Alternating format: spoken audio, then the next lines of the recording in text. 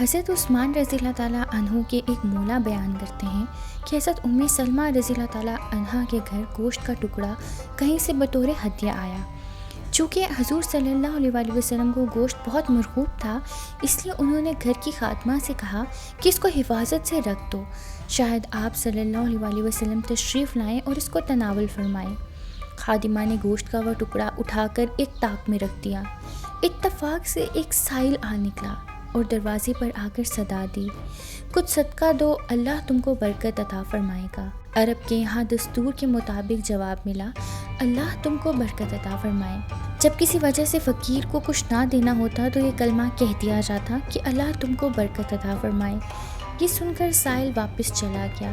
جب آپ صلی اللہ علیہ وآلہ وسلم گھر تشریف لائے تو آپ صلی اللہ علیہ وآلہ وسلم نے پوچھا، ام سلمہ آپ کے پاس کھانے کے لیے کچھ ہوگا؟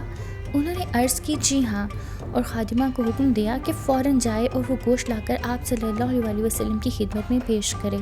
وہ گوشت لینے کے لیے گئی تو کیا دیکھتی ہے، وہاں تو ایک پتھر کے ٹکڑے کے سوا اور کچھ نہ تھا۔ جب یہ ماجرا آپ صلی اللہ علیہ وآلہ وسلم سے بیان کیا گیا تو آپ صلی اللہ علیہ وآلہ وسلم نے فرمایا، گوشت پتھر کا ٹکڑا بن گیا کیونکہ تم نے اس سائل کو کچھ نہیں دیا تھا۔